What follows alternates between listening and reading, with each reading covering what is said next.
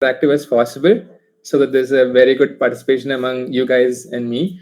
And I'd love your participation because a couple of the tools I'm going to demo will require your participation, making prompts and coming up with all those crazy ideas. Yeah. So as a starter, let me introduce you to one big thing, which is the difference between traditional AI and generative AI. I've had a lot of people come up to me and just point at everything AI and call that Gen AI. And this is something that I really want to say out to the people that Gen AI and traditional AI and ML are completely different things. So it's a common misconception that everything around you in AI is generative AI. I've got a little diagram to represent that.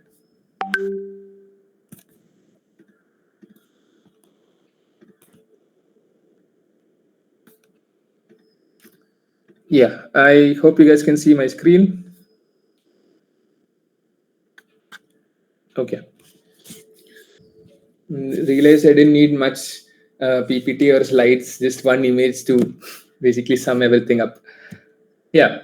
So this bubble that you see of AI, it's not like a bubble. It's more of an onion with a lot of layers.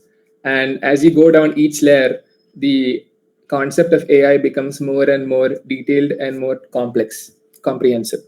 So as you can see in the outer layer, we have AI, artificial intelligence, which is the supreme domain of everything that you see running in automated, autonomous cars, in AI CCTVs, and then ChatGPT, and then Siri, Alexa, the fingerprint unlock on your phone. So everything around you that is automated, that is basically just artificial intelligence. The problem comes when we go down each layer. So there is machine learning, there is deep learning, but a lot of folks can't dissociate or discern between these different domains. Yeah. So under the subset of AI comes the next level, machine learning, which is just maths, mostly I'd say like 80 to 90% maths. And it focuses mostly on statistical probability. If you guys have studied, probability prediction statistics in 11th, 12th, or probably even your first year of engineering as well, most of machine learning is comprised of statistics, and maybe the rest 10% is just programming it. So machine learning lays the foundational cornerstone of all deep learning and all AI, because the fundamental concepts of prediction, cost functions was all defined during the era of machine learning. And still, when a lot of folks come up to me asking, hey, how can we get into deep learning? What's the starting stone? Where do we start from? I'd always say machine learning. You should always get your base correct, get the intuition of how these equations work, how the derivations work. And in fact, it's also a pretty boring subject for many people, and also a bit annoying, but it's one of the core subjects of AI. Then as we go deeper again to the next layer, there comes deep learning. And I think that's one term that resonates very profoundly with the public. Deep learning is, again, I think something people have come and asked me, hey, how to get into deep learning. It's one of the steps, and deep learning basically applies machine learning at a much larger programmatic platform.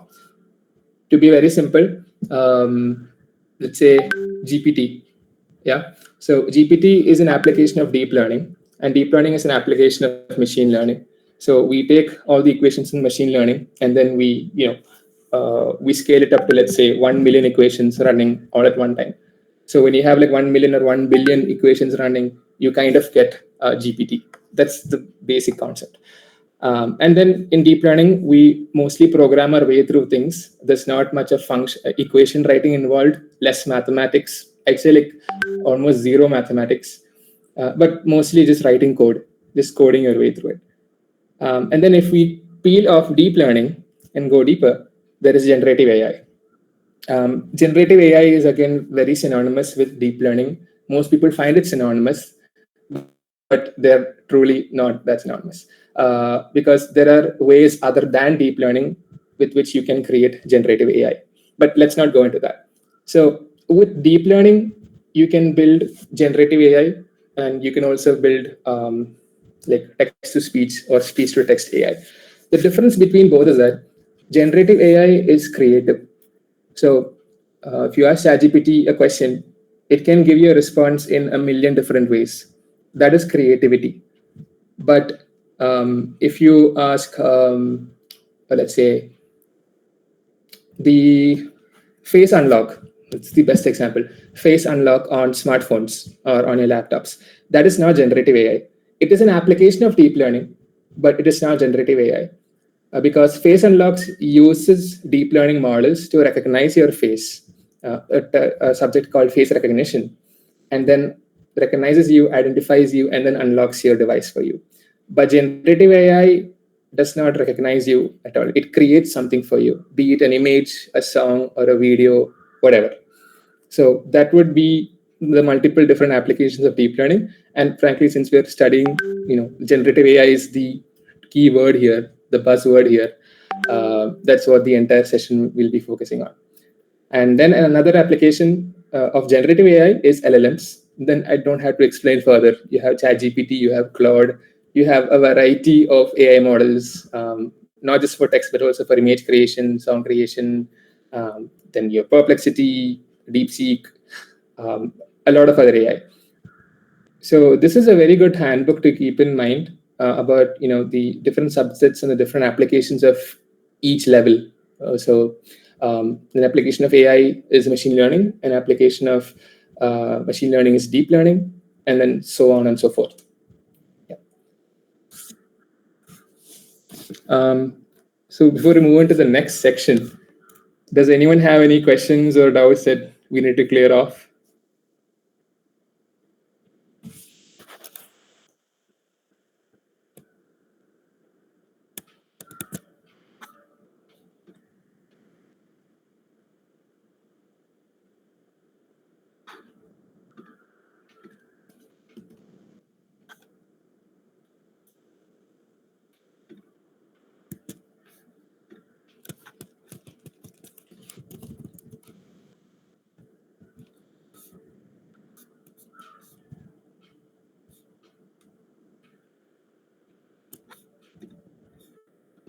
Okay, I'm going to take that as a no.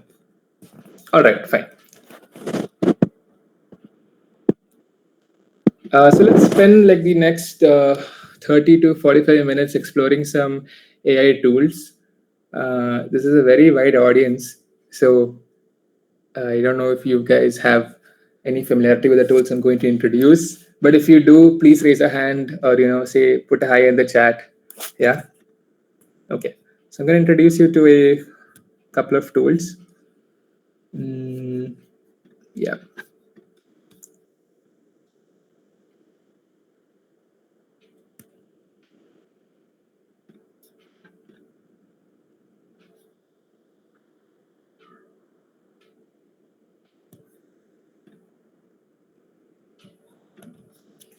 How many of you have heard of or used DeepSeek?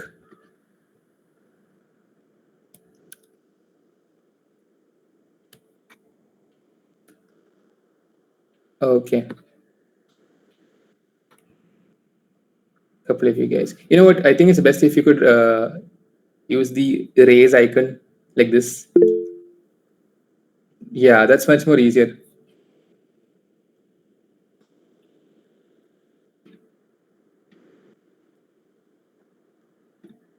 Okay. Cool. Yeah, you can keep them open. It's fine. Have heard of DeepSeek? Like, have the rest not heard of it? Am I missing something?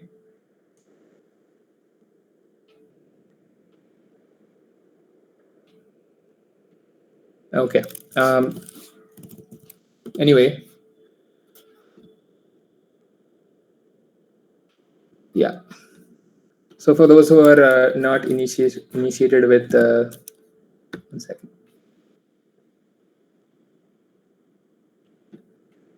With DeepSeek, yeah. This is DeepSeek. Not much of an introduction here. It's a Chinese model that just threw over the US stock market, I think about 4 or 5 months ago, because they had a very cheap and a better or almost as better model as GPT. They were free, they were completely free. They were offering what ChatGPT did on the Pro plan for free. That includes web search and reasoning, and then attaching like thousands of files.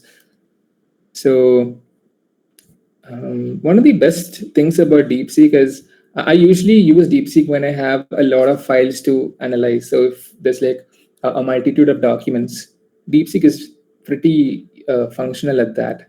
So yeah, if I just hover over the attach icon here, it says I can upload up to 50 documents of 100 MB each.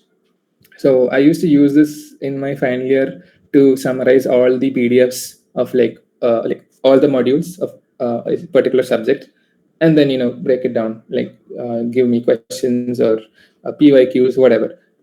So it's attached like a lot of PDFs directly into DeepSeek, and then like with one prompt, basically summarize the entire subject for me. So DeepSeek was pretty good at that. It still is, and they have like a new model, like DeepSeek R3, coming out soon. We don't know when, but it's probably going to be much better than ChatGPT. And also, just to point out, it's a very interesting fact on how DeepSeek was trained. Most of you might not know this. So people wonder, like, how did DeepSeek achieve the same level of intelligence as GPT, even though it was like almost zero, like priced at zero, and they released it in like what 1 or 2 months. Um, so what DeepSeek actually did was, their founders actually did was, they used ChatGPT's API. They sent questions to ChatGPT and got the responses. So sent questions and got responses. Sent questions and got responses. And then they created a complete data set of ChatGPT questions and answers.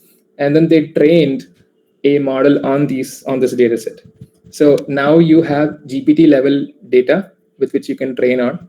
And once you do that, you get a model that's as accurate, or let's say a bit more intelligent than the actual GPT.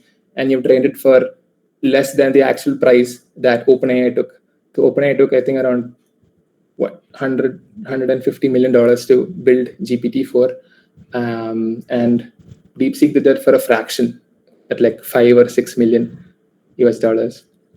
So it's pretty good. I mean, it's jugaad, but hey, it's pretty good. Yeah. I'd like to introduce you to Kimi as well. How many of you have heard about Kimi AI?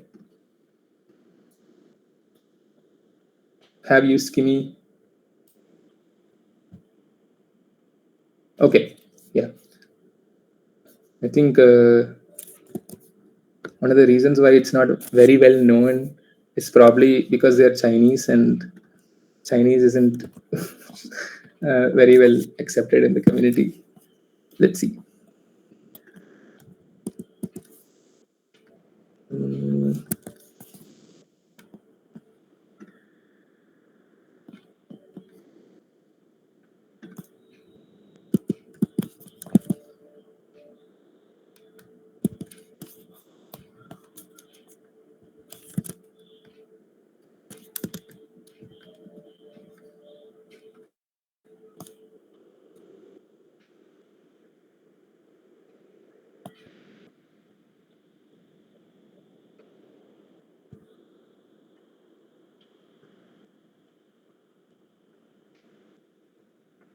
Yeah.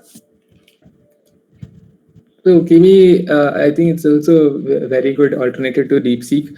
DeepSeek is known to hit availability errors at sometimes. They have downtime because they don't have a very good scaled out server. They get a lot of requests, so you can expect their server to be down. So whenever DeepSeek is down, I switch to Kimi.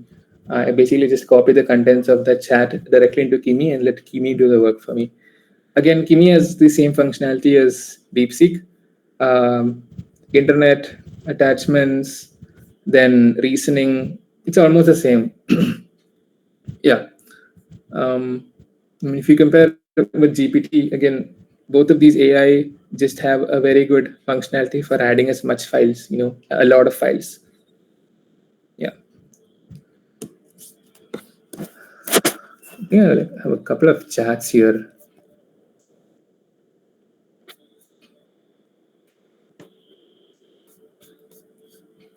I don't have a, yeah.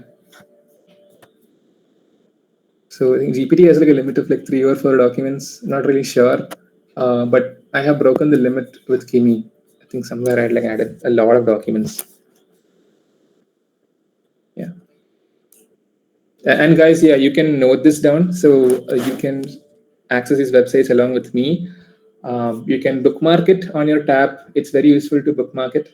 So you can just hop onto that site whenever required later on. Yeah. So that is Kimi. Okay.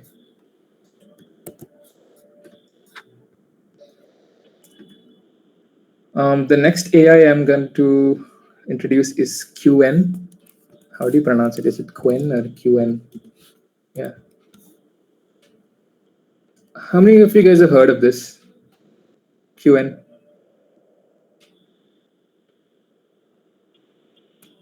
Yeah, I think the next, like a couple of these AI models are going to be Chinese, so you might not have heard of it. But Chinese people, my God, these guys make some amazing stuff. Yeah, so QN is Alibaba's proprietary AI model. And QN3 is an open source model. It's downloadable via Hugging Face. They've also hosted a server for the public to access.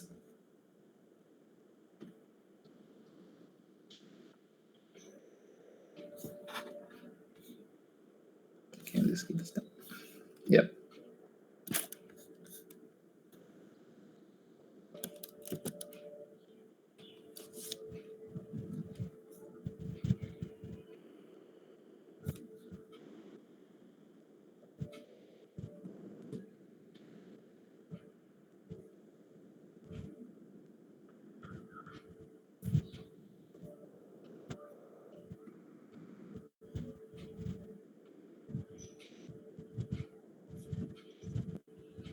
It's taking a bit of time to load. Yeah. Take a previous chat.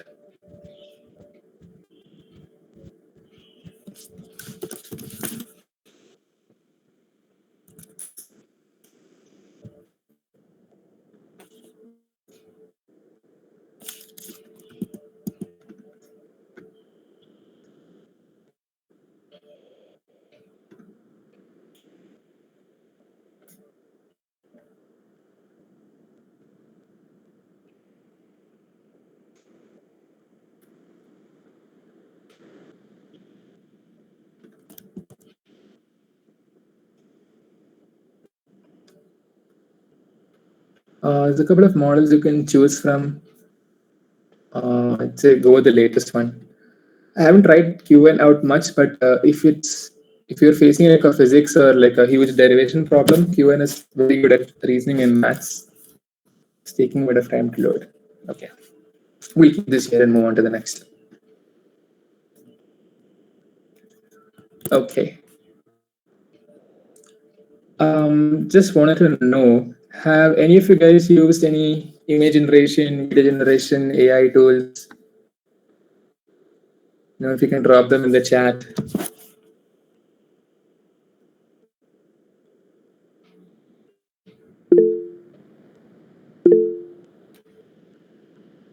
DaVinci. Okay. DaVinci. Recraft, Ideogram, Runway, GPT. Great.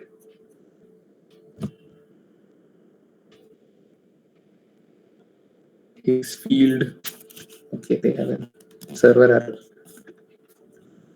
Okay.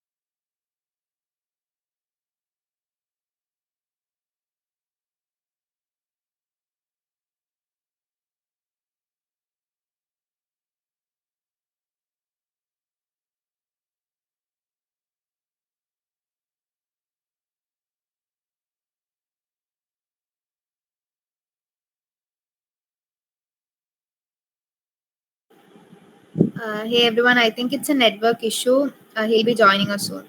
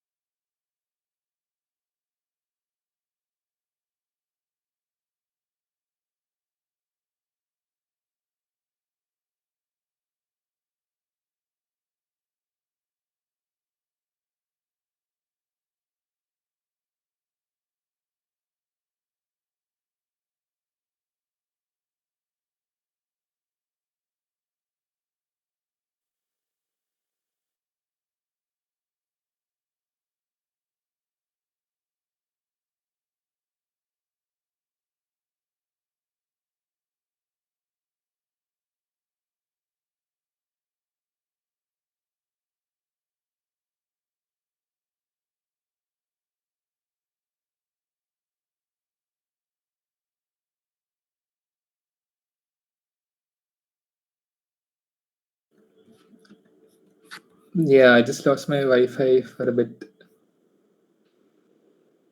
Yeah, sorry guys.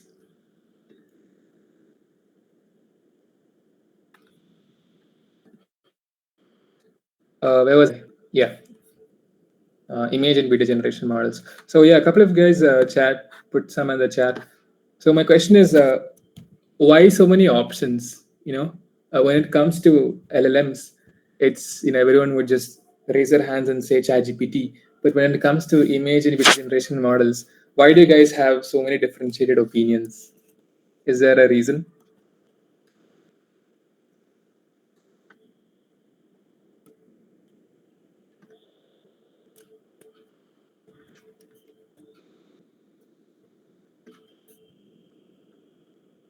Like just think about it. Okay, image style consistency. Like think from GPT's perspective. If you ask most random person like which AI do you use, it's very probable that they would say ChatGPT. Yeah, I mean, very few would know about Claude or Gemini. But why do you think that's not the case? For image and video generation models, there is not one singular one singular free platform. Image styles consistency is one case.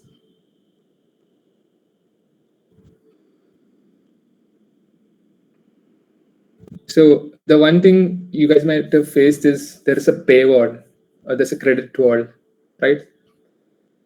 Be it with any AI, even with GPT or Ideogram or Leonardo, there's like a set number of credits you can use per day or per session. And once you hit that, you gotta wait for a few hours or you gotta sign up with your credit card or debit card.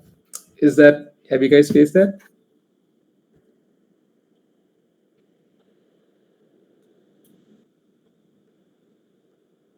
If you guys have, you can, raise your hands like earlier. Yeah. Great. So you guys have faced it. Just want to know, like, we have a community of people who have been through this situation before. Okay. Yeah. So I'll try and cover as much free image and video generation tools as I can, but I can't guarantee they're completely free. They do have credits and they do have limits. If they don't have limits, at least they'll have like a wait list or something to keep you guys occupied. But yeah, so someone mentioned Ideogram, and that's the first tool in image generation that I'll cover. And it's going to be the first interactive tool we're going to use between me and you guys. Okay.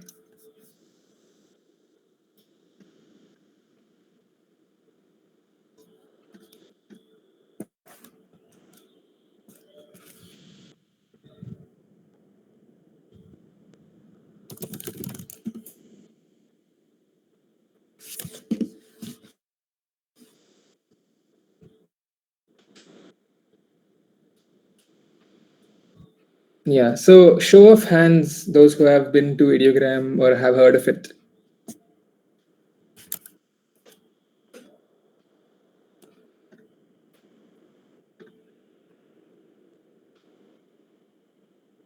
There were a few guys who put Ideogram in the chat. I don't see them. Okay, cool. Okay, we're gonna have some fun here. I don't have any ideas, but you guys have them. So what we'll do is we'll use the chat as a comment section, and you guys can start chatting the prompt. Like basically, you guys would have to build the prompt yourselves. Yeah. So I don't know. One of you guys can start. So like one person can put a description, and then the other person can continue the description and basically build a huge prompt. So let's do that. Yeah.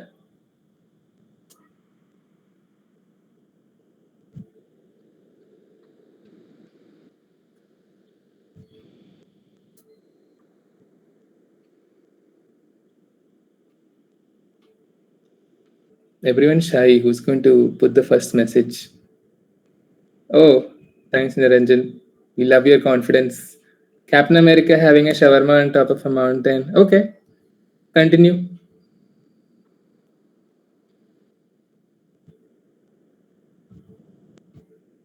So the next person can continue after Niranjan's comment.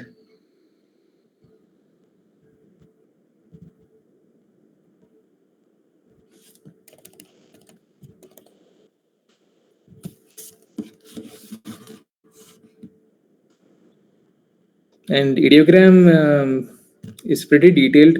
It can understand long prompts. So I expect a few comments before we paste that into the generate box. Yeah.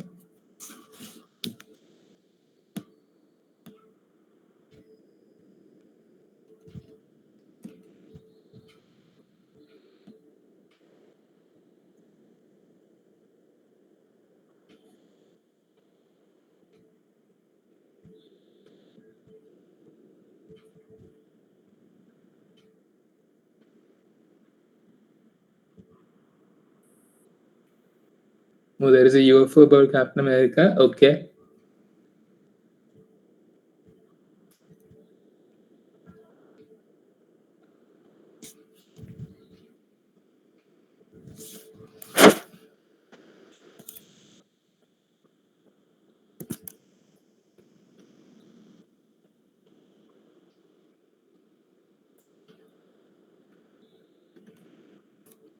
Yeah, you guys keep commenting. I'll open another website also for video generation. So we'll use both the prompts for image and video gen. We can save time there. Oh, I just yeah. So Helio is another Chinese AI company. They specialize in video generation. And these are a couple of their examples.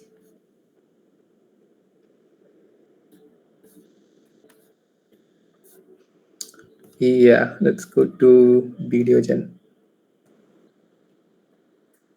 Any new comments? No. Guys, keep commenting.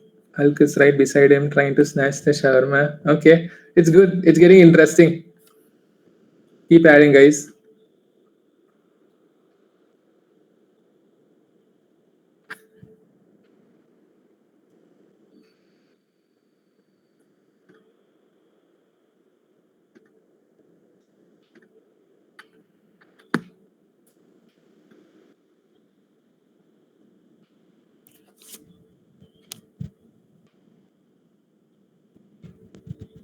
Why is it only Marvel characters? Bring some DC also. Why no DC fans?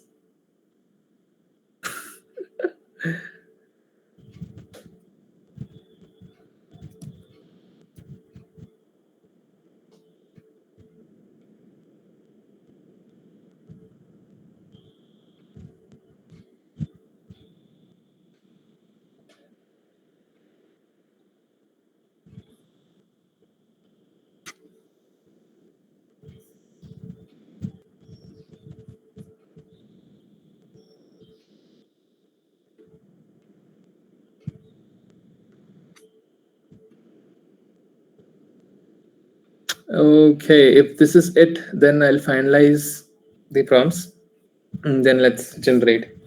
Yeah, okay.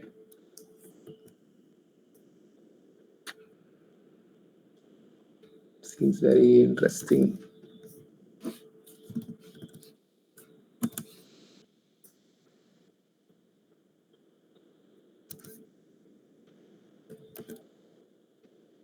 Okay. So in ideogram, before I hit generate, there's a lot of configurations you can choose from. So there's aspect ratio. You can switch from portrait to landscape. A couple of these are locked, behind a paywall. You'd have to get the pro version. And then you have different models you can choose from. They always default to the latest model, which is best. I would not touch that. And yeah, MP style. So these are different styles. If you want, you can add a reference style. You can add another image.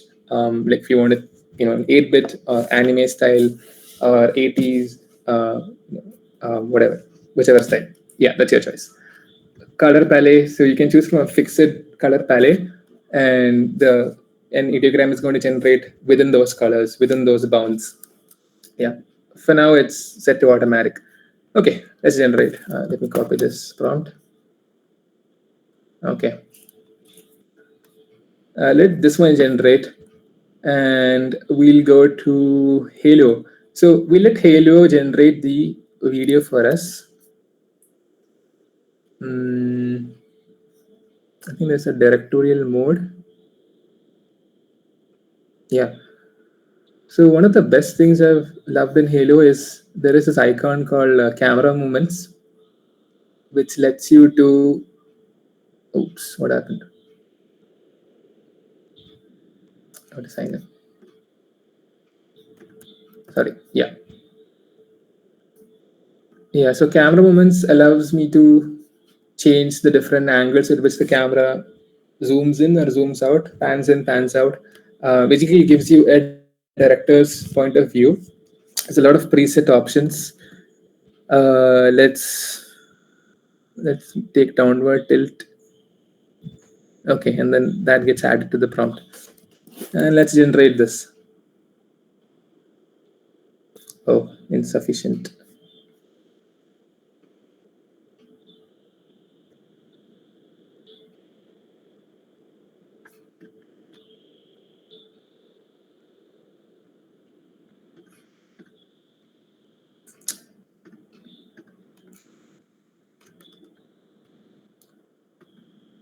think I'm out of credits. You know what, guys? I think you guys should try this out.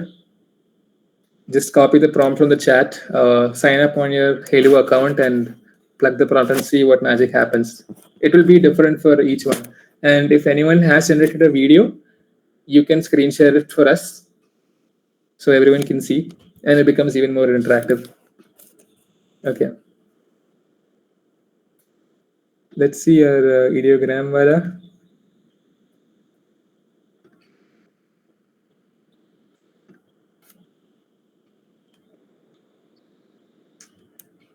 Yeah. So we got a couple of different images.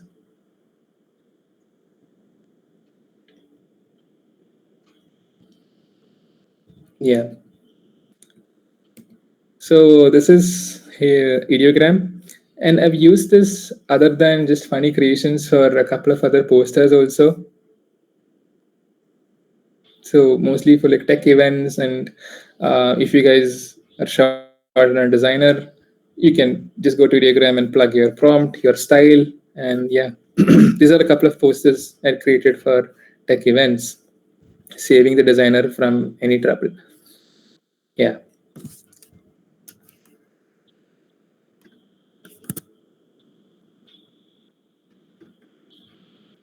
So that's ideogram.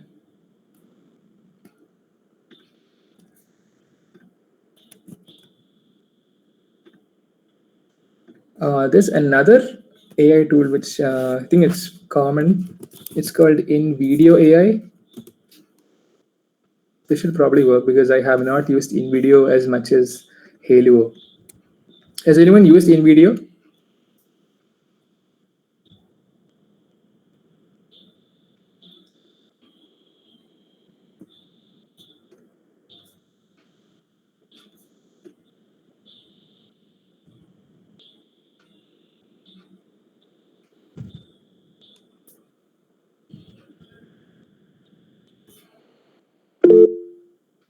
Okay.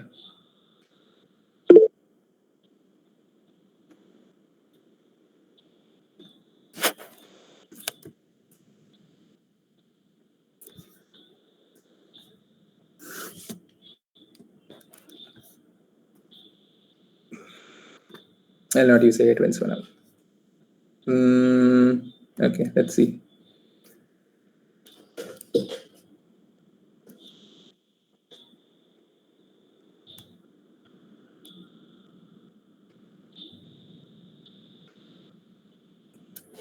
So there are a couple of more better video generation AI like VO2 and VO3 that are limited by the region we are in. So I think in India it's kind of hard to get, but I think VO2 is accessible on Gemini or Google AI Studio.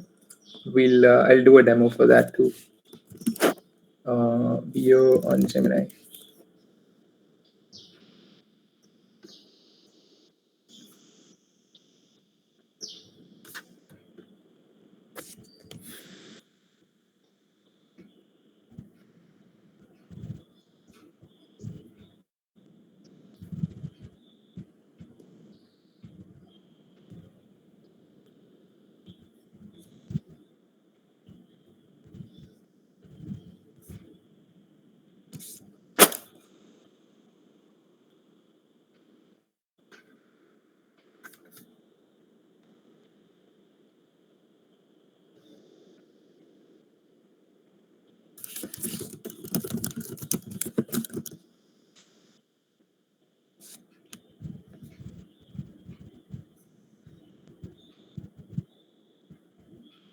It's generating an image.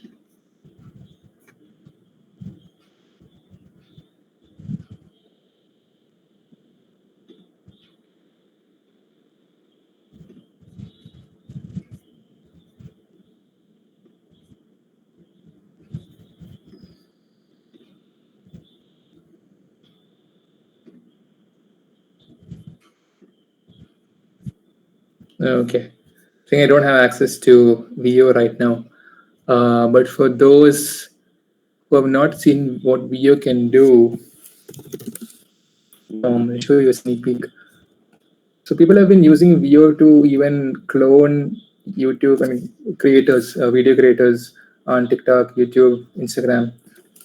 VO influencer. Yeah, there should be one.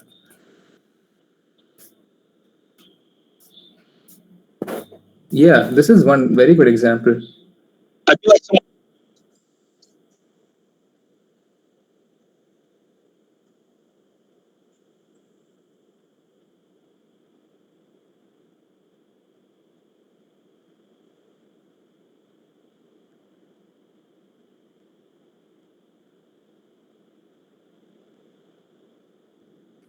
Yeah. So I got to know that this was all done by VO when one of my friends sent me a reel on Instagram. There is this one account, they make completely age generated content. Have you guys seen it? I don't know. I don't know the account's name. All news, every channel, like everything is AI generated. Even the voice and everything is done in Malayalam too, which is pretty insane.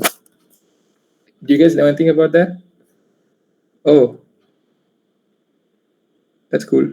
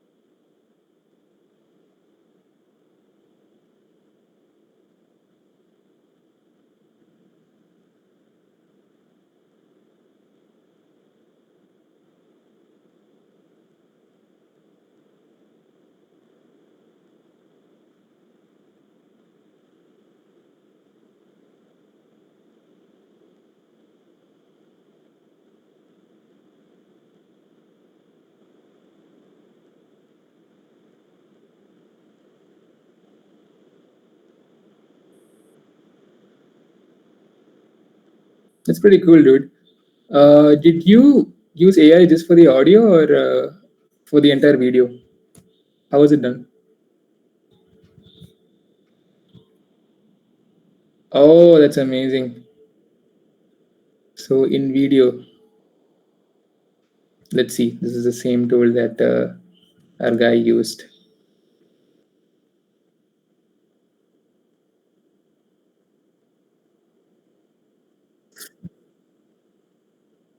Yeah, it's pretty cool. It's pretty cool.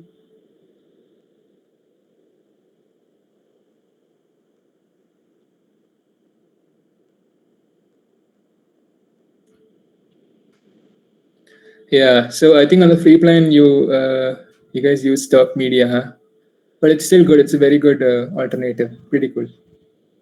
Yeah.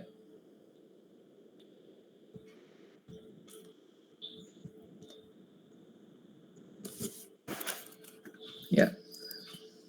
So that was video generation. I'm sure there's like a lot of other video generation tools out there, but really want to try out VO later on if we get our hands on it. Anyway, yeah. How many of you have used agentic AI tools?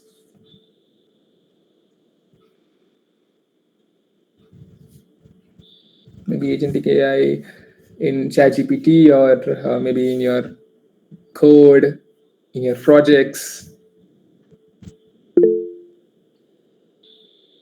Okay, where have you used agentic AI? I'm very curious.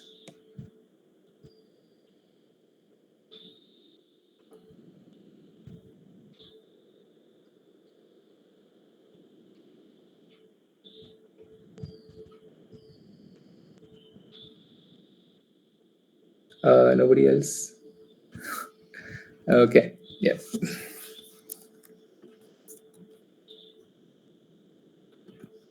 I would love to discuss about NA10 and um, Zapier. I guess you guys might have used Zapier, if you guys are organizing events like this. NA10 also is, I think, very common developer agentic AI tool. But I'd like to introduce you to something different. It's called Mistral. How many of you have heard of Mistral?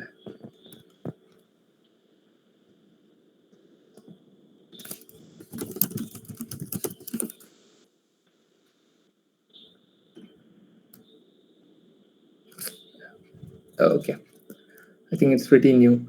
So Mistral is a French company, if I'm right. They make AI models, and they're pretty well known in the open source arena, particularly on Hugging Face.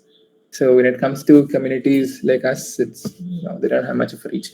But they have this very cool agent integration in their chats and their API, which I found very interesting because you don't have to touch a single line of code. You could just I'll put this in the chat just in case you guys want to try out along with me. Yeah. So in short, agents allow the user to set a task or detail a task and let the agent complete all the milestones in it. It's not like a prompt, but rather you give it the AI a task, and the agent or the agentic AI breaks it down into smaller steps and calls the required tools for it. So, for example, you guys want to write a project, right, on a very new topic. You would normally have to Google all the stuff or like ask ChatGPT for information and then copy paste that to a document and then edit it, add your name on the top or your roll number and add the teacher's name, blah, blah, blah.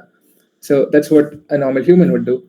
You basically give that task to an AI, and it's called an agentic AI because the lower is that agents are given a task or a mission, like go and kill or assassinate this person. Secret Service does not care how you do it. It's up to the agent to do that. So basically, you give a task to the agent. You do not have to care how it does that because it's going to get that done for you. Yeah. So you can build an agent here in Mistral in the agent section. Create an agent. Yeah. They change their interface, it seems. So we can name this agent, I don't know, Tangan Chaitan. Let's give this guy a purpose. So we would have to assign it a role, maybe something, let's say it's good at or supposed to be good at. Let's give it research. Okay. Maybe here. And then we give it some instructions. So certain guardrails like only search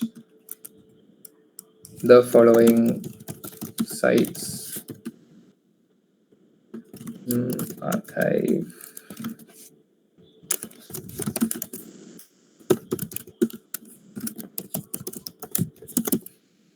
okay, yeah. So I've given some guidelines to my agent Tangen here that dude, you can do research, but only go to these websites. You can also add guardrails. Oh, this is new. Okay. If you disobey, I'll delete you. Okay. So a couple of warnings, cautions in case Tangan decides to go out of control. And we can set the tone here. Direct, concise, detailed. Oh, okay. Mature. Okay. We can add some knowledge, but I don't have anything to add from here.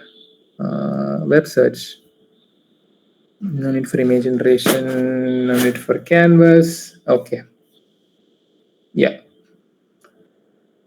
Now I can preview my agent. I'm going to ask Tangan on a topic. Iran versus Israel. Let's see.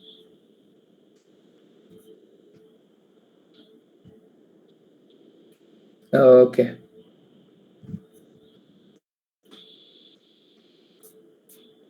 Sources.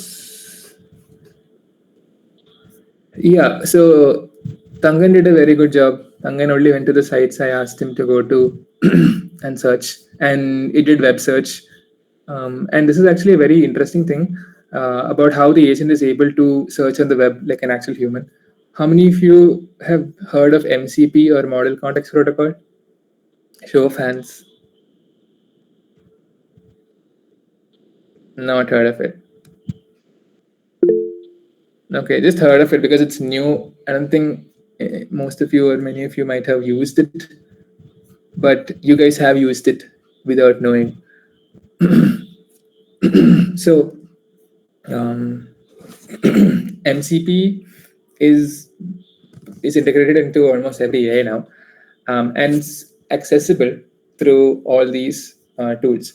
So for one, the web search action here, which Tangan took.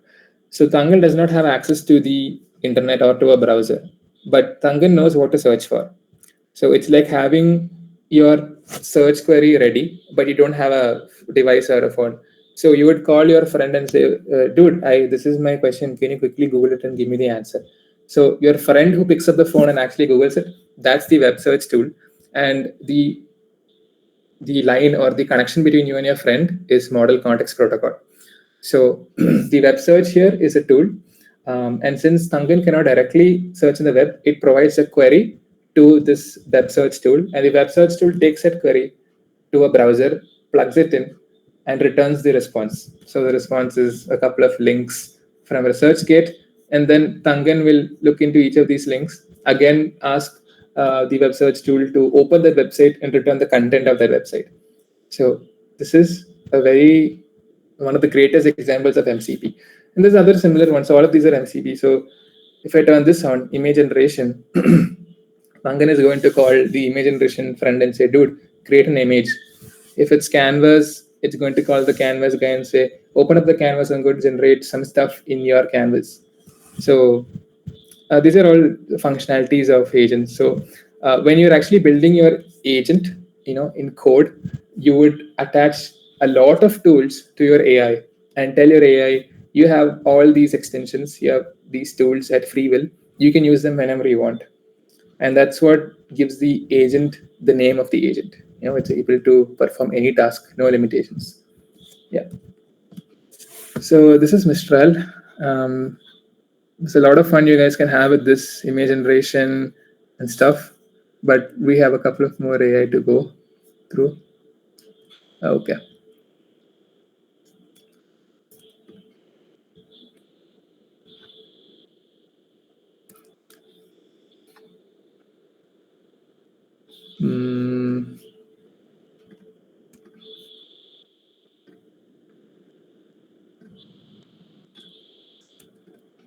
Anyone here with the ChatGPT Plus or Pro subscription?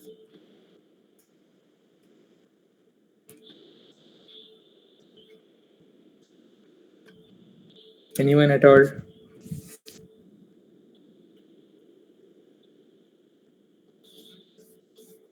Okay. So I'd just taken the Plus subscription to see what all stuff is there.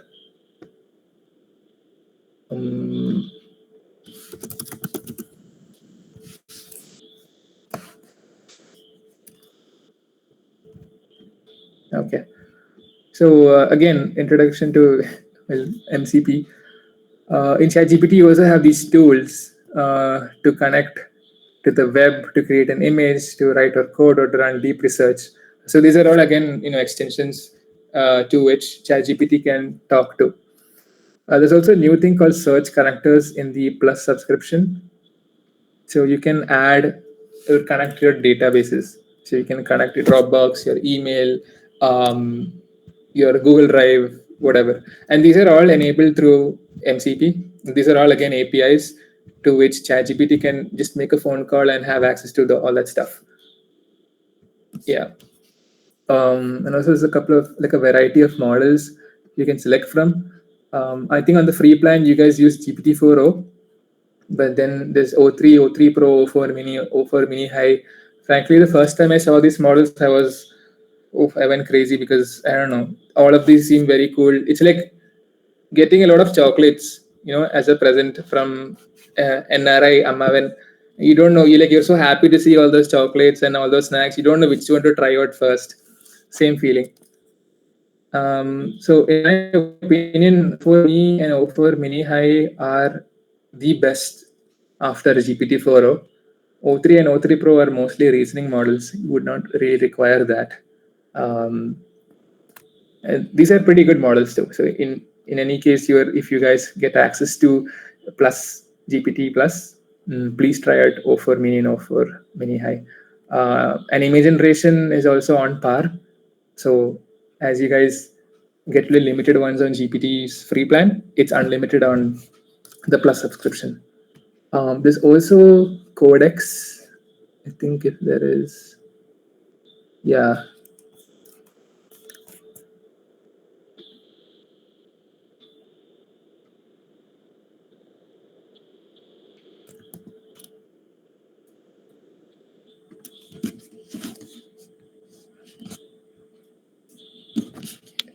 Yeah. So OpenAI's or no, ChatGPT's Codex is a coding, not an assistant at this point. It's basically a senior dev. So you can attach your entire GitHub project or like repository and ask Codex to, write the code itself, do the testing, everything by itself. It's basically like this one developer that you just bring in. You give the project details, you attach your GitHub, whatever you want, and you give full access to Codex, including GitHub Actions, GitHub pull, push, PR, MR, everything. I had some fun, with an old project. Let me take an old chat. So Codex works exactly like a developer would. Oh, on 1%. Second.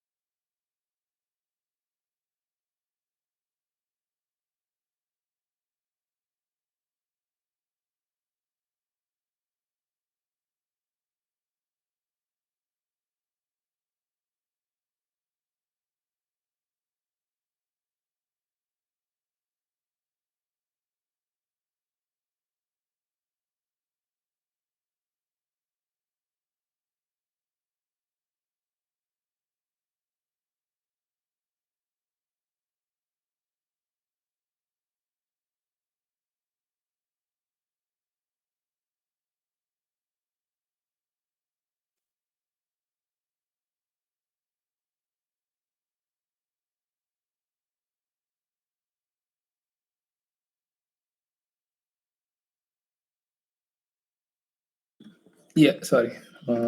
Laptop died. Okay. So where was I? Back at Codex, right? Yeah. Codex is an entire developer. So what I've done here is I attached one of my old repositories on a project I had worked. I stopped working on it, and I asked ChatGPT to do a couple of stuff, like add some optimizations and stuff, and do the testing, basically everything. And Codex did that amazingly well. So it went to each file, performed the necessary edits, and I think there's another chat where I can reference that.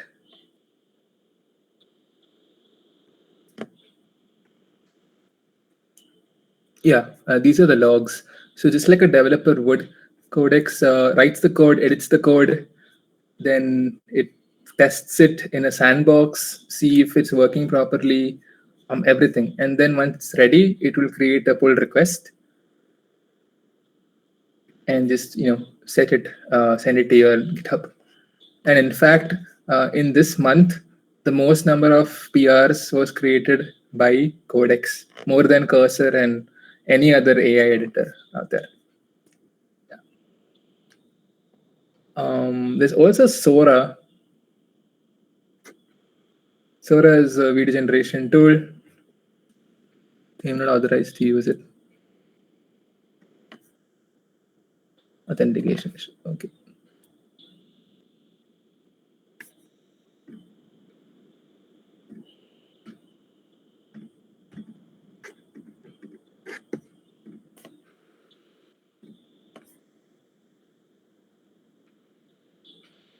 Yeah, okay. I think that's weird.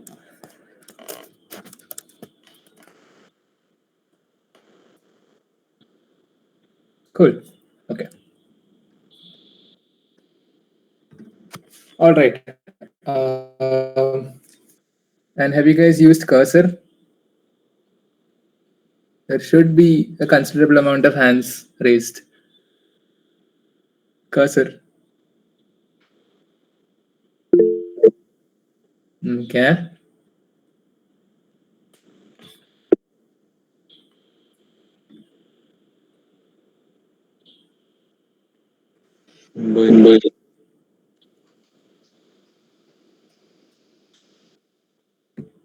Just two.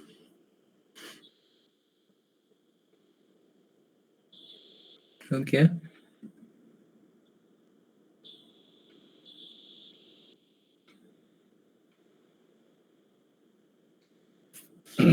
Okay, that's very strange because everyone I know has used Cursor, and in fact, a junior of mine was the person who recommended Cursor to me. Anyway, okay. So Cursor is an AI version of VS Code. Hopefully, you guys have used VS Code as software engineers. So Cursor is just AI within VS Code.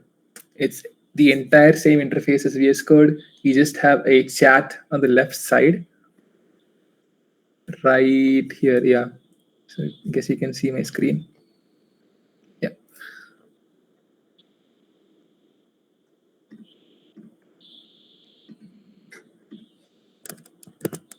Yeah. So this is Cursor. Let me open a file.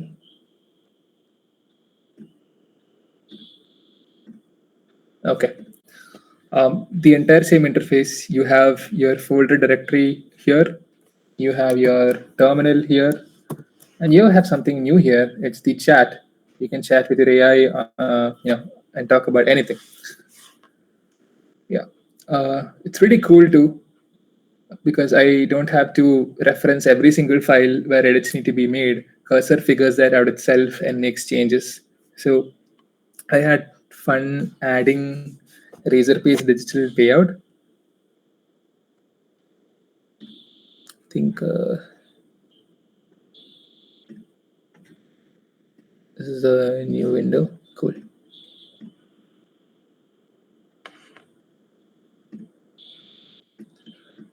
Yeah, so one of the best things about Cursor is that compared to other AI editors, I think Tray, Windsurf, and all, you can add documentation to your chat, which means that let's say you want to add a new SDK or a new library, or you want to just integrate basically something new. What normally people do is take the code, plug it into ChatGPT, or basically just ask the question here in the chat. Integrate this, integrate that. But the documentation might be outdated. With Cursor, I'm able to just give the website to Cursor, and Cursor basically pulls the data documentation off of that software or that product, and I can run my code with that. So this here, Razorpay, is the latest documentation. So Cursor does go and check on the website if there's any new updates and pulls those updates so that my code is always updated and up to the mark. Yeah.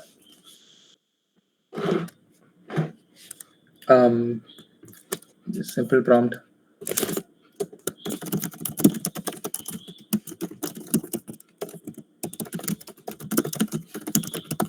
Before I run this, a couple of models I like to list.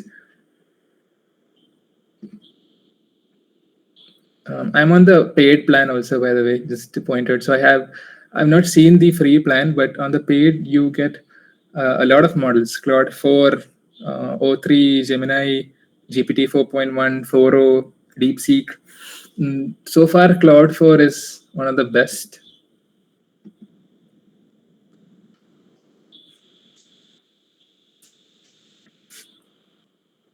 And just keep an eye on the chat.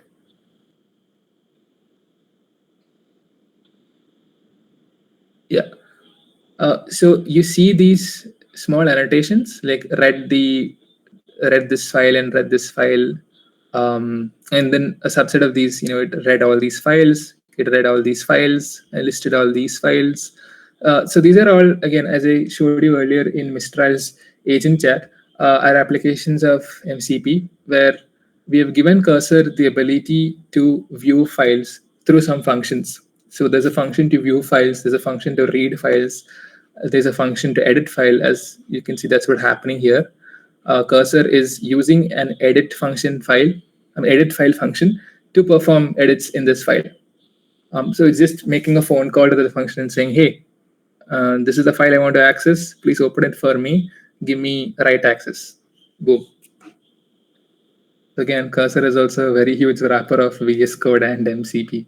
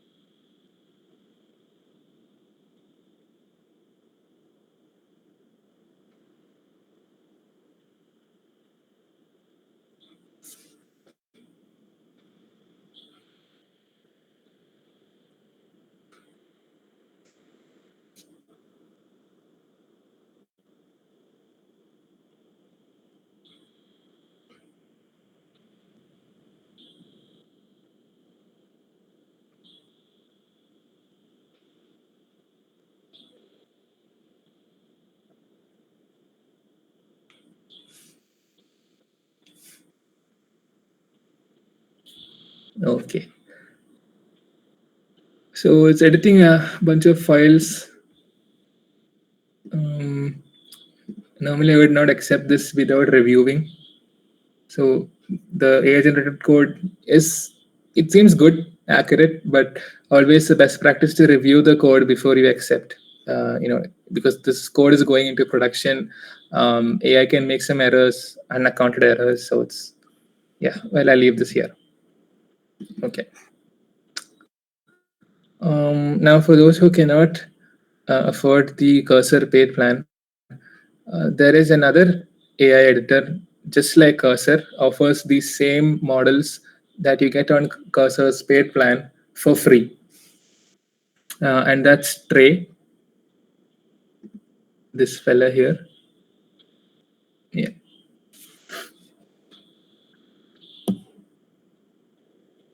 Yeah. So Trey is pretty new. There's a lot of edits. Okay. Yeah. Trey I found to be okayish because they offer the same models, Claude 3.5, 3.7, 4, Gemini, all those same models. But I'm not signed up for anything on this. They also have some other functionalities. They have MCP here. I'll bring us to that later on. They have agentic AI. So as earlier I had shown how to build your agent, you can give a name, a description, and you can attach some tools to it. Yeah. Let's give code reviewer.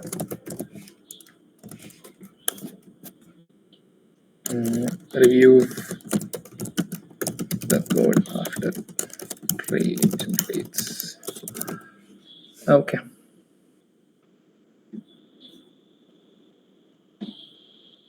Okay. We can add context. So we can add the docs for Razorpay or whichever website you want to, but I'll leave that here.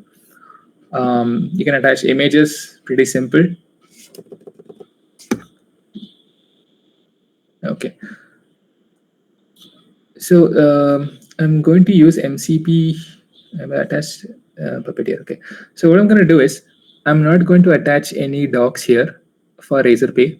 I'm going to let Trey figure out where the docs are, download them, and perform the necessary edits to my app, and then let the agent review the code towards the end.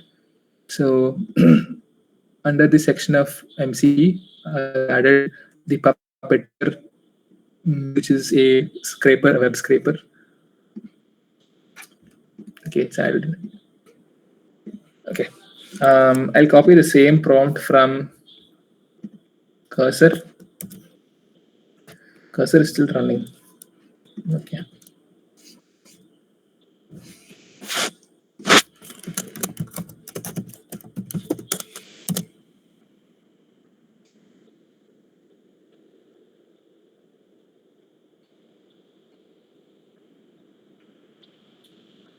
Okay, wait.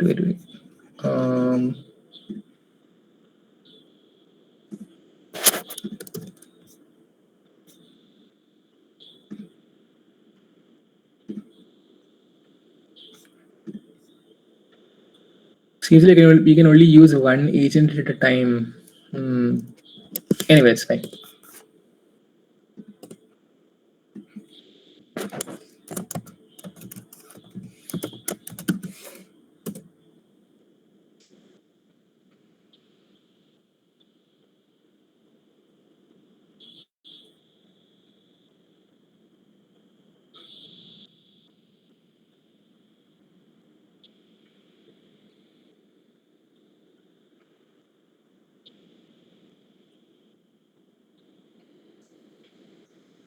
I think it's done.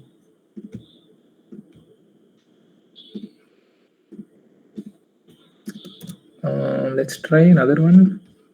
Maybe lemon squeezy.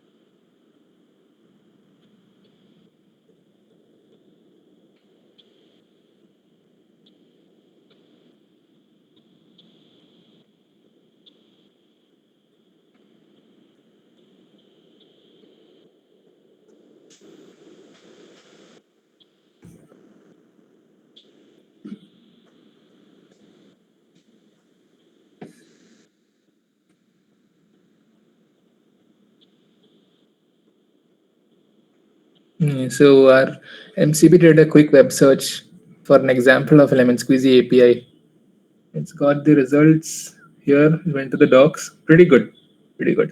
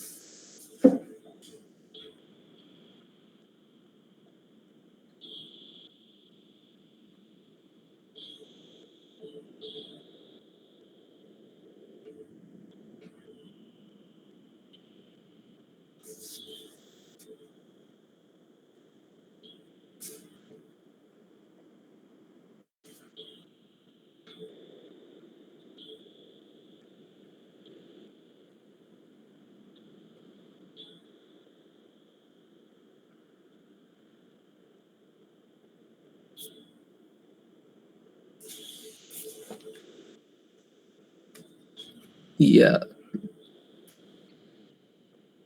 Okay. That's kind of done it. Cursor has also edited like 10 files. Yeah. So you guys can try it. Try. You can just Google try. It's I think try. Yeah. Oh, not this guy. Yeah. Try AI. You can download it for free and try it out on your code. Pretty cool stuff. Okay. So the last section I would like to cover is prompting techniques, and I kept it for last because I would like to rewind and just recap all the prompts that we have used, especially in Cursor and those agentic AI tools. Yeah. So I'd like some comments in the chat. Okay, I'm going to give you a subject. I want you guys to basically chat out how you would search or learn about that particular subject from ChatGPT or from any AI tool. Yeah. So the subject is mm,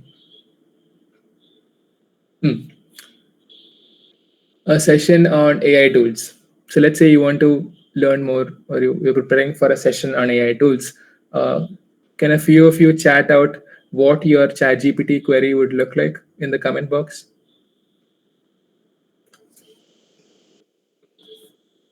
So I'll start anyway. I'll give my comment. Preparing for a session on AI tools.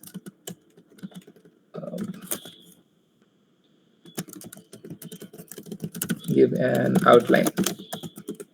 Yeah, this is what I would ask ChatGPT. What would you guys do?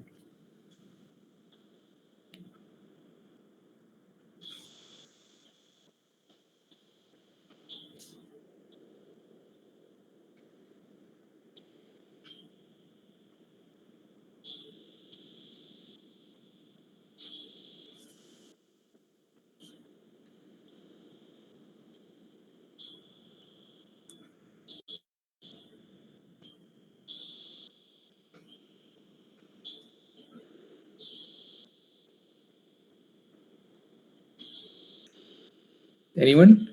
Are you guys thinking about the query? Just like how you would normally just open up a ChatGPT tab and ask, like a normal user.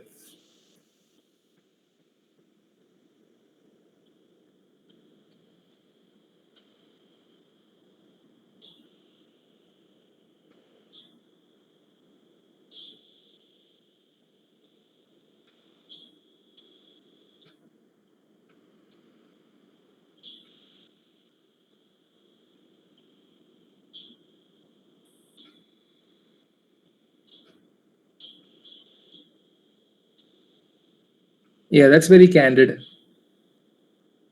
Yeah, pretty good. That's a natural question. Anyone else?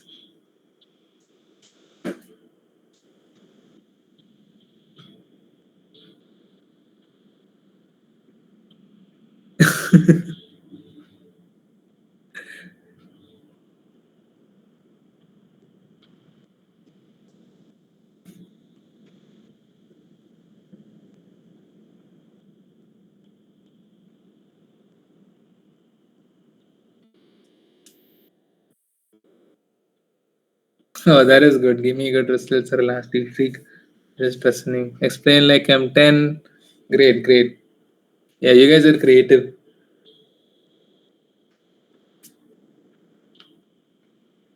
Okay, it's getting interesting now.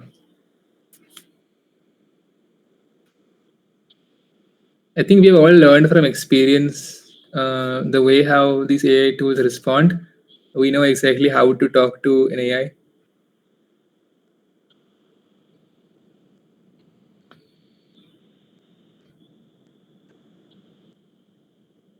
Okay, this is pretty good. Yeah.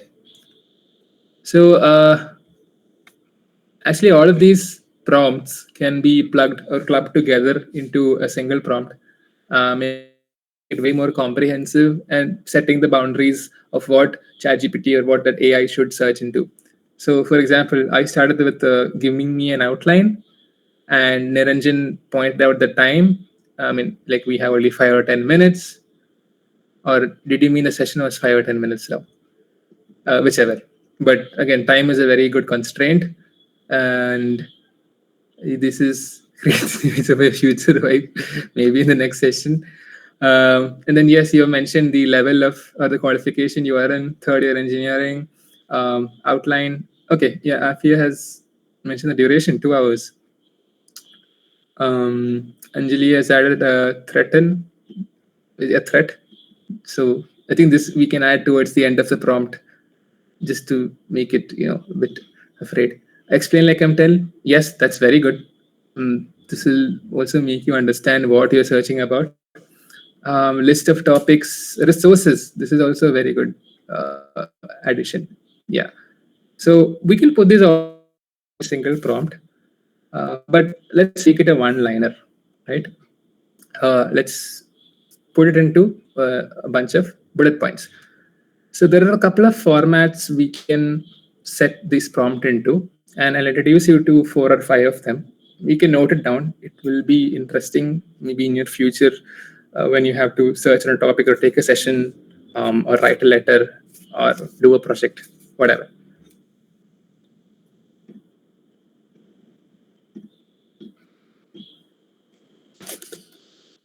Okay.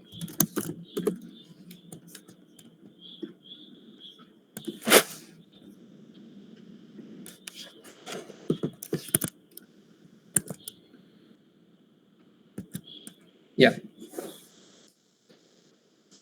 So one of the most common techniques is RTF, role task format. So I'll plug that in here. Okay. So a role task format, very simple.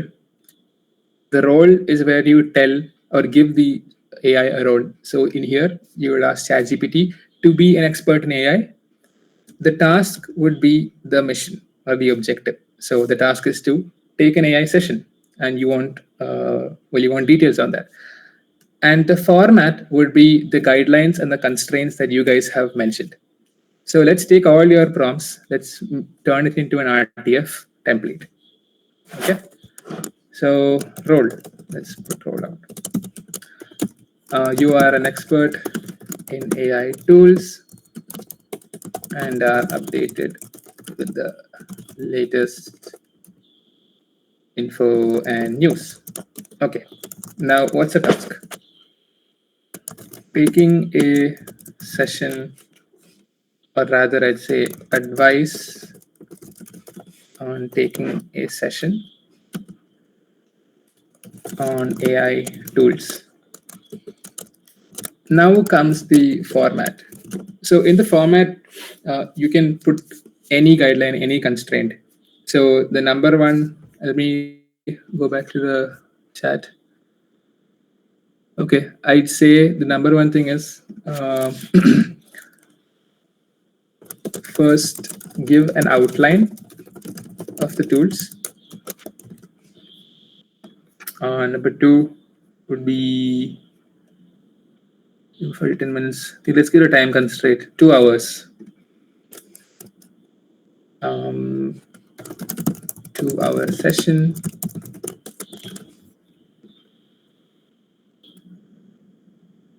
Okay.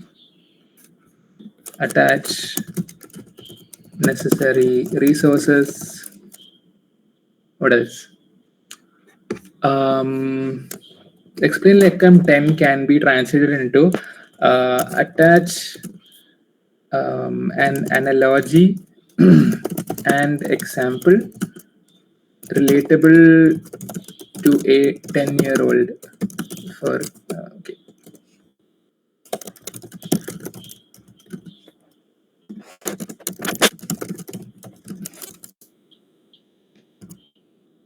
Okay, and then at last we can add the threat. Okay.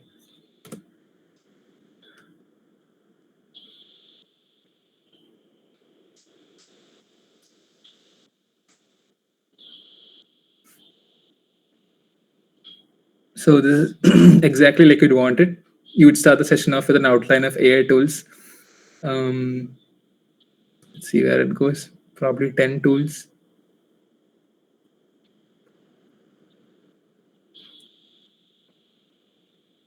Yeah. And now the time-wise breakdown. So in 2 hours, how would we start off?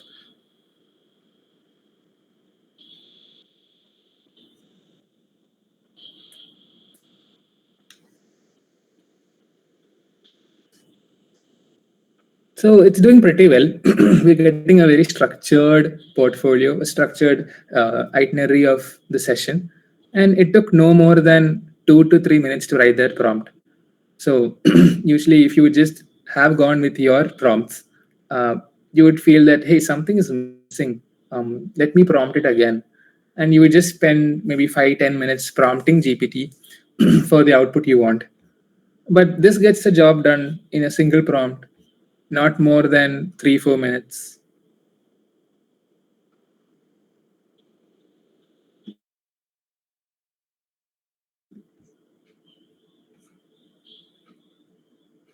Yeah. And if you guys are organizing the event, you could add like, a good introduction and a good vote of thanks, stuff like that. Yeah.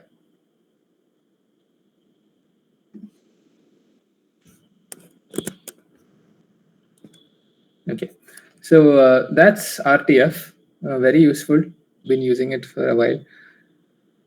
But once it gets boring, I just go back to my old prompting style. Yeah. Okay. The next one is few shot prompting. Let me spell that out. So this is useful for the coders, software engineers, or people trying to copy reports or whatever.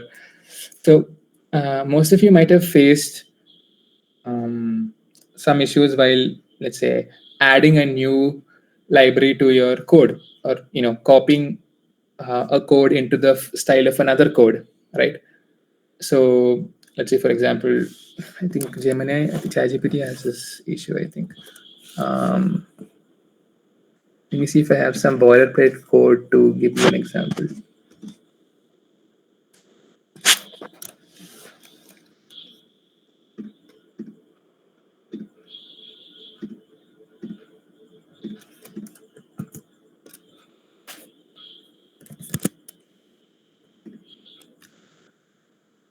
Okay, don't feel scared. This is a code that I had. I had a lot of trouble trying to convert this into another format by using a new package. Yeah, so write this code for modal deployment. So what I wanted to do was I wanted to deploy this script onto a cloud service provider called Modal. But the thing is, GPT is so outdated, it has not kept itself updated with the new documentation of Modal. So once you look at this code, I can tell that the format is completely outdated. This is not how it should be, and this code will definitely fail. So a very interesting thing to do here is to few shot prompt it, which means to supply this code with an additional example of how it should look like. Okay, so let this finish working. And I'm going to take my example from the actual website. Okay.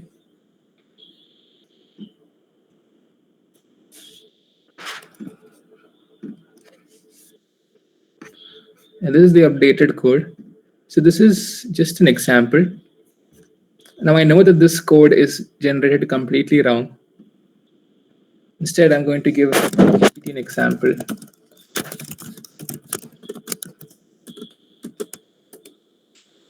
And ask GPT to generate in this format.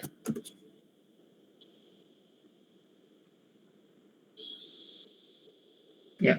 So by giving an updated example of what the code should look like, what libraries it should import, GPT will figure itself out from the examples and create the code that I want. So yeah, correct. This is also correct. This is very correct. Gemini makes a huge mistake here. This is also correct. So now GPT is creating the correct code because I gave it an example. So it's always a best practice to give examples or similar code to your AI, so it does not make mistakes. It can learn from it. So that is few shot prompting, and you can give 2, 3 examples or 4 examples. Does not matter.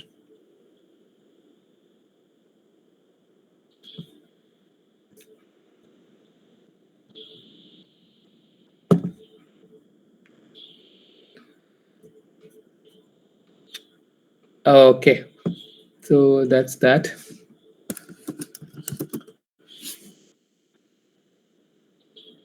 Yeah. The next technique I'd like to discuss is chain of thought prompting, or COT.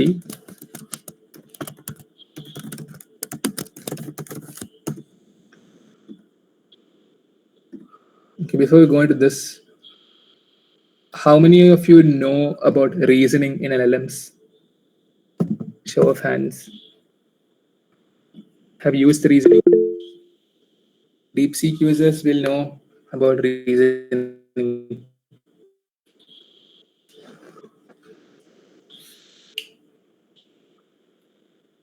Okay, one person. Yeah. So those who are on the free plan do not have access to GPT's reasoning models. You just get the code generated the way you want. So an alternative to the paid plan would be either DeepSeek, which has a reasoning model, or you go with ChatGPT. Now you can bring your own way of reasoning to ChatGPT if you specifically spell out what you want.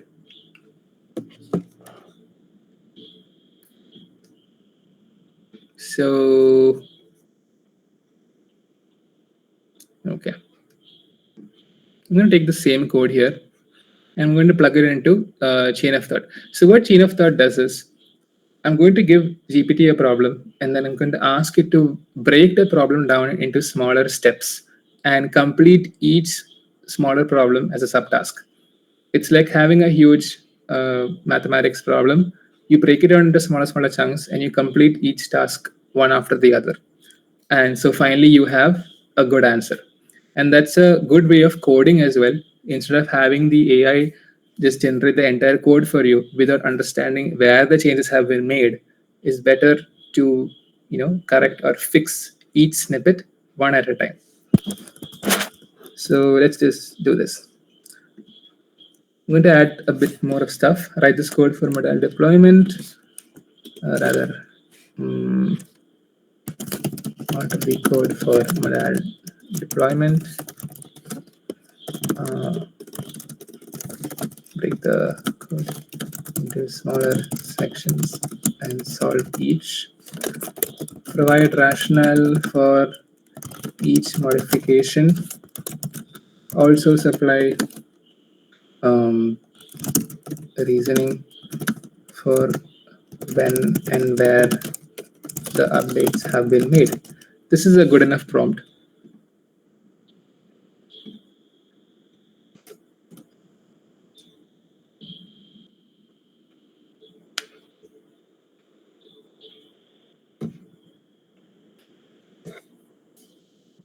Yeah. So instead of giving me the entire code like it did here, GPT is now going to give me a snippet by snippet modification, and it gives me a rationale, the reason. Why did it make the change? It gives me a reason why. So I don't have to, when I go into an error, I don't have to, ask ChatGPT, hey, there is an error here or error there, and then ChatGPT will hallucinate. I don't want any of that. So I have a very clean breakdown of where the code needs changes. It defines some new code to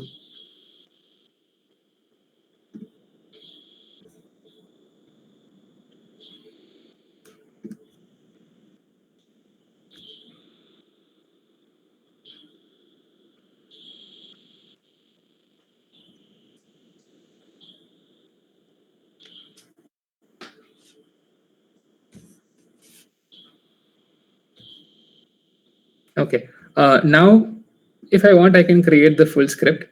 But this is a much better way of chatting, because if I have an error, ChatGPT can just go back to the chat and figure out which section the error came from. Here, the error is kind of hard to pinpoint, because ChatGPT is not given a breakdown. It is not giving me a reasoning of how it has given the code. So pretty interesting stuff. Yeah. Okay. Most of you might have used Claude AI. Familiar with this?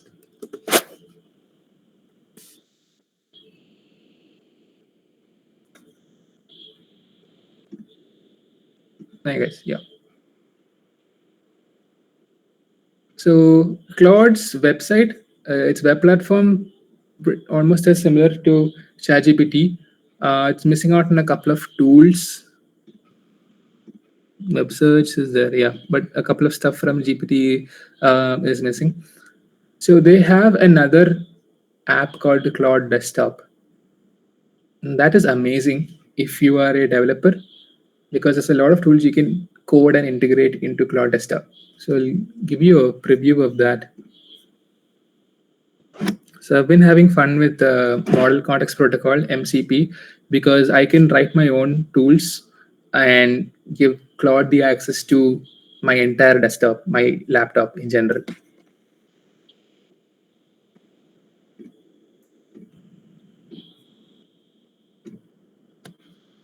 Okay.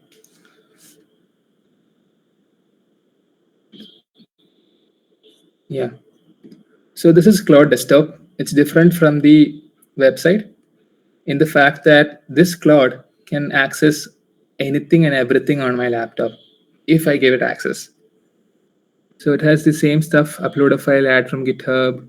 It has the style, web search, but it has something new here, which is not available on the website. And this is, in fact, the MCP I was talking about. And this tool here called Read Document was written by me. So I integrated a tool which I myself programmed. And I can do this as much as I want, or as much as anyone wants. You can add as many functionalities as you want to Claude. And the best part is that Claude, this gives you full control over what Claude can access. So I can let Claude go through my files, images, everything. I'll do a demo. This function right here reads a document. Let me see.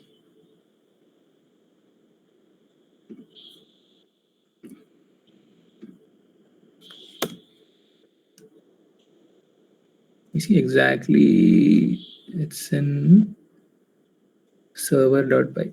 Okay. Yeah, this is to read a CSV.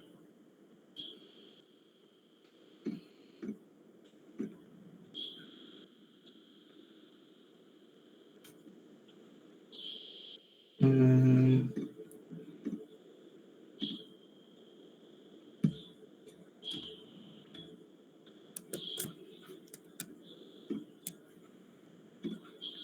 Okay. So see what I'm doing here is that I'm passing the path of the CSV to the chat, not the actual CSV. So I'm not passing a file, but rather the path to that file. Two reasons. Number one, I want to protect my data as much as possible. So there might be some sensitive data on that file, and I will specify what Claude has access to in that file. Number two, the file might be very large. It may not fit into the context of Claude. Claude might send back an error saying, hey, this file is too big, we can't process it. So I just pass the path to the chat, and then I ask, I'm going to ask Claude, read the fourth, let's give third row of this CSV.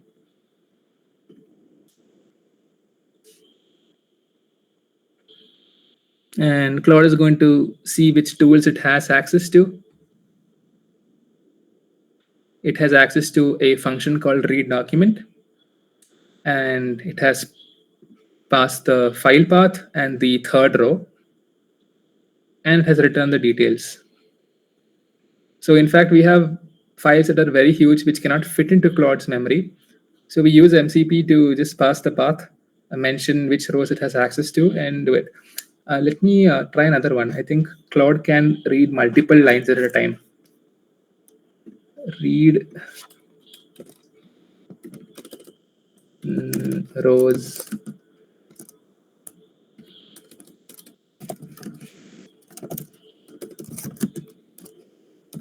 Three onwards.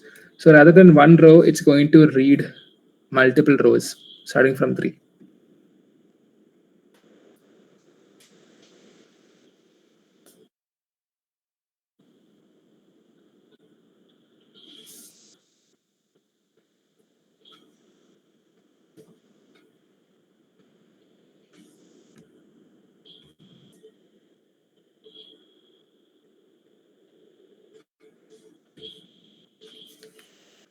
Okay.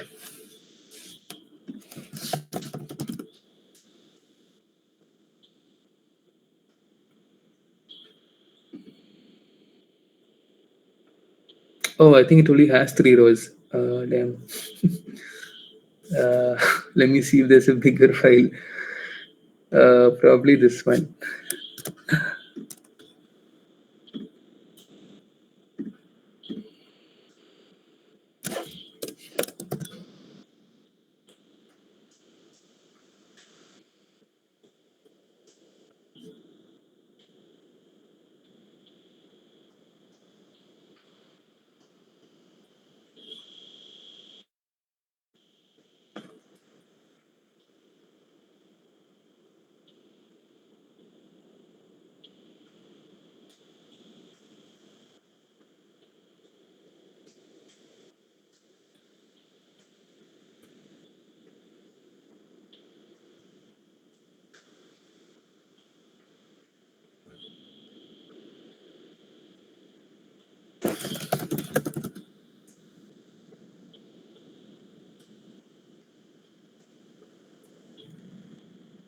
Yeah.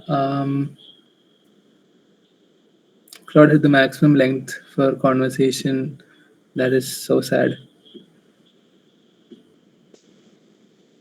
Uh, Keep reading until all rows are finished. Because Claude is able to do multiple tool calls, so it should be able to read rows 3, 4, 5, 6 in a single chat. Yeah, it's doing it, but it hit the limit, it seems. Yeah, that's one thing of Claude. Yeah, so this is what's called MCP, Model Context Protocol, and there is that.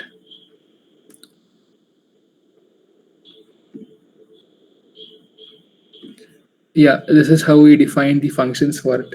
So I just wrote a script. I wrote a function to read documents, and you can too. You can just create a very simple MCP server, define your functions to read documents or images. We can add more functions as we go below, and a lot of fun. So people have even done this thing where they created a tool that allows Claude to create PRs on GitHub, push to GitHub, pull from GitHub, scrape the internet, scrape the web, create PDFs, save to PDFs, watch YouTube, watch local MP4 files, videos, images, so on and so on and so on. So I'm just trying it out, and that's Claude Desktop. I think you guys get it for free also. You don't have to use an API. You can just download the app and log into your account.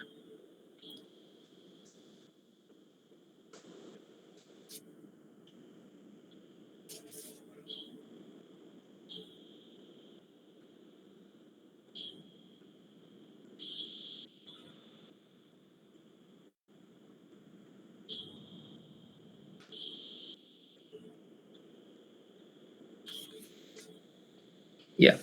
So that is Cloud Desktop. Now, there's a limit, as we reach a limit here, there is an alternative for this too, but without MCP, and that's Google AI Studio. How many of you have used Google AI Studio? You can raise your hands here.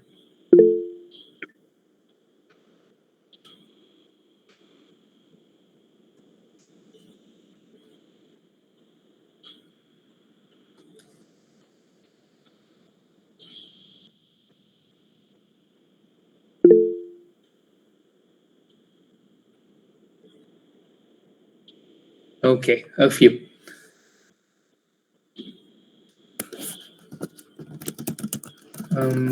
You guys might have used Gemini from Google. So Google AI Studio is a configurable place where you can mess around with Gemini. Same models, you get all the Gemini models, but you can tweak a bit of parameters here and there. So you have the same interface as Gemini. You have a text box. You can select from different models, 2.5 Pro and Flash series. There's a bunch of other stuff like temperature, thinking mode, tools, advanced settings. These tools are again MCP, so you can switch on and off these tools. So the tools for structured output, which basically tells Gemini to return the output in a particular format, like maybe JSON or whatever format you intend. Code execution, which means that you can give code here and let Gemini run the code for you. So what happens here is that Gemini will review your query. If there is any code in it, it's going to make a phone call to maybe a code editor and then run the code there. Simple. Function calling. So you can supply functions. I think you can edit functions here. Yeah. So you can add like an API or a function here and then pass the API key, and Gemini will actually use that API to give you information. So this is like an MCP within an MCP. Pretty cool. And the last two are very simple stuff. Grounding with Google search. That's the web search you see on ChatGPT. And URL context is also basically the same thing. Like if you pass a URL, then Gemini will figure out your past an URL and go and get the information for that. So if you guys want to like scrape a website, you can just give the URL and Gemini can go and scrape that. Although I haven't tried that far. There are some safety settings, but that isn't much fun. Okay. So in the actual Gemini site right here, your options are very limited. You can choose from 2 models, and you can upload files, deep research, some stuff like that. You get this and the added benefit of all these tools in AI Studio. So in Flash, I can choose to switch off thinking or switch on thinking depending on the problem. Yeah. Another thing is that Google AI Studio has a token limit or a window of 1 million tokens. And this is, I think, by far the biggest that I've seen. ChatGPT, Gemini, Claude, they can't process larger texts, like very large texts. For example, I tried to implement MCP using the documentation from GitHub. It was pretty big, around like 500,000 characters or tokens. None of the AI could digest that except Gemini. And I'll show you an example how that looks like. Yeah. Let this process and just keep your eye on the token count here. So once this file is processed, the number will jump to around maybe 500 or 600,000. Not sure. Yeah, 530,000. Now I'll take you to ChatGPT and let me try the same file.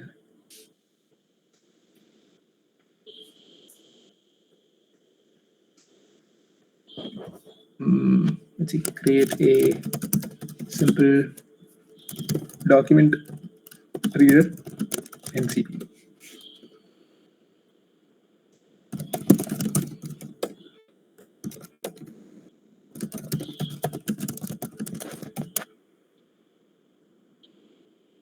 Oh damn, it works.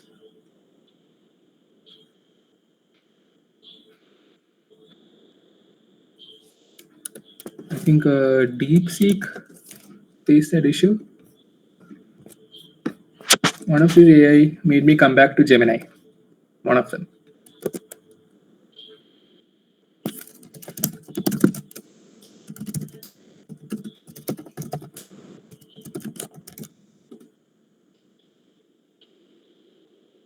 Yeah, DeepSeek hit the limit. So DeepSeek has a length limit. It could only read the first 8% of this document. So this is one of the first cases where it failed. I'm going to stop that here.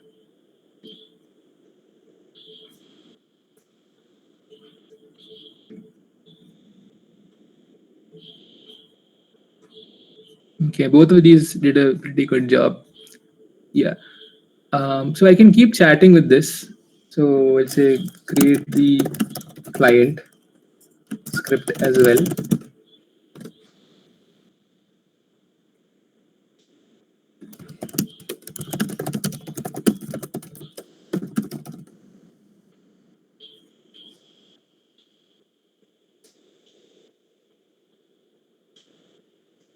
But the beauty lies in the fact that Gemini is basically it's like a Jenga game. Why I say this is because all of these different prompts and responses are blocks, and you can take them off without the entire chat breaking apart. So, for example, there was some reasoning that was done here. Yeah, I can take that out of the chat. I can delete this. I can go down here. I can delete my query here. I can take out this guy here, and now I have like this very weird chat with one random reasoning here and a random code here, and then I ask it to do it in TypeScript or whatever. Basically, what I mean to say is that the Jenga model cannot be applied in ChatGPT or any other studio as of now. So I can't go here and delete this one, or I can't delete this response or delete this one. I can edit it, but I can't delete it. So it's kind of like blockchain. It's kept it here. It's persisted forever. And when it comes to documentation, new documentation, new scripts, something new, I just attach the documentation as a file right here, and then ask Gemini to create the code for me. And it does a very good job. It's very interesting. Yeah. And of course, this has an API too. You can get the API key and set it up yourself too.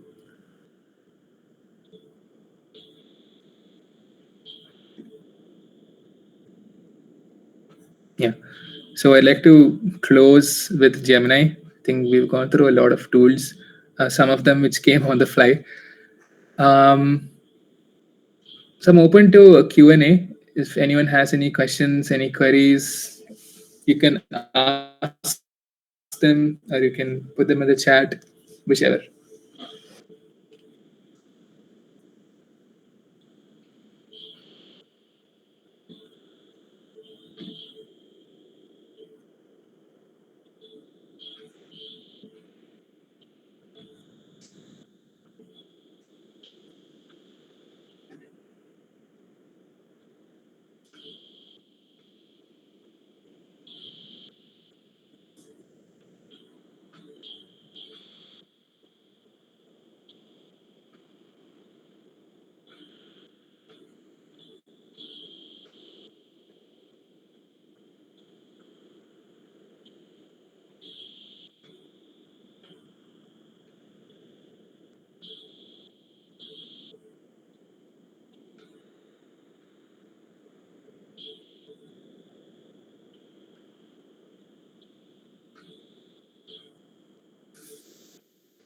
Okay. Does anyone have to share any insights? Anything you guys want to share? Thoughts, opinions, maybe some new AI tools?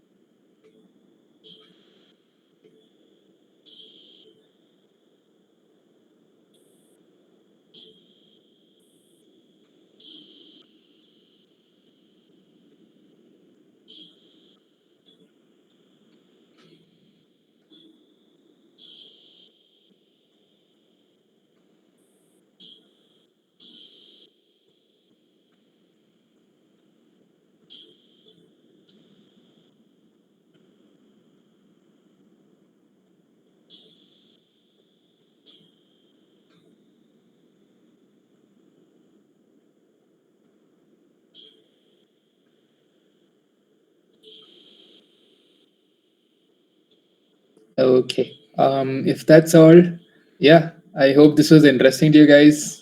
Opened up a couple of tools too. Yeah, I learned like one or two new tools as well. So yeah, great interaction. Amazing, you guys. And yeah, I'd like to wind up with this.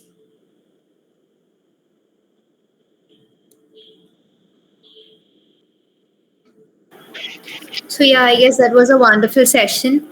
and I hope you all enjoyed it. I'd like to thank Mr. Alosh Zaini for taking out time from his busy schedule and being with us here today. Thank you, sir.